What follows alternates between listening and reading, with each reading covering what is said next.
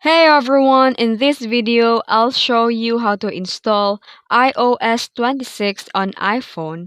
Let's get started. First, grab your iPhone and make sure that it's connected to Wi-Fi and has at least 50% battery or is plugged into a charger. Next, open your Settings app and scroll down and tap General. Then select Software Update. Your iPhone will now check for the latest version. If iOS 26 is officially available for your device, you'll see an iOS 26 update available on the screen. Tap Download and Install, and you may need to enter your passcode to continue. Your iPhone will start downloading the update, and this may take a few minutes depending on your internet speed. And once the download is complete, tap Install Now, and your iPhone will restart and begin the installation process.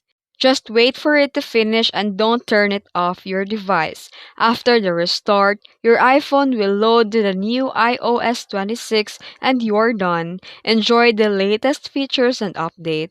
If you found this video helpful, don't forget to like and subscribe for more tutorials. Thanks for watching.